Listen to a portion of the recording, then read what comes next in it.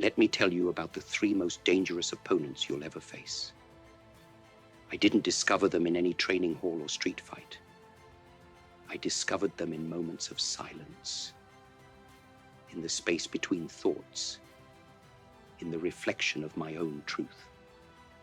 The first is the perfectionist, the most paralyzing of all enemies. I remember spending countless hours perfecting a single movement, believing that absolute perfection was the only path. But this opponent is clever. It doesn't attack you directly.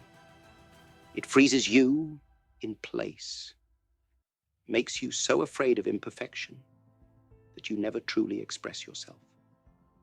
How many dreams have you killed before they began, simply because you couldn't guarantee perfection? The second opponent is the doubter. When I first arrived in Hollywood, every door seemed to close. Too Asian for the lead role, they said. Audiences aren't ready, they said. But the loudest voice saying you can't wasn't coming from them.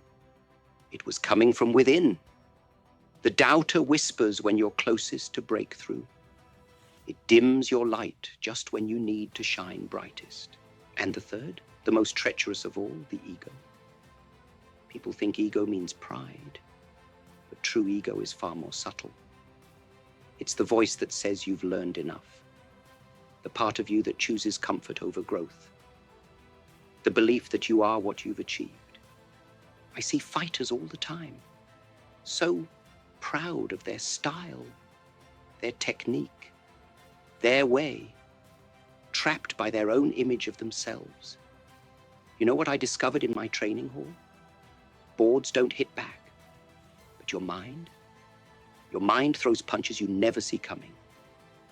Every time you're about to break through, it reminds you of past failures.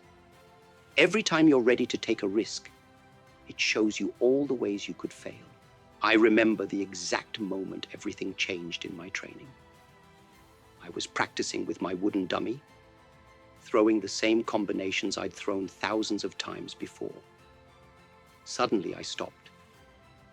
In that moment of stillness, I realized I wasn't training to perfect my technique anymore.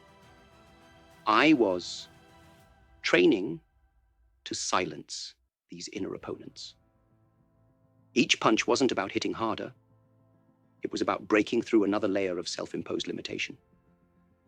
The real fight isn't out there in the world.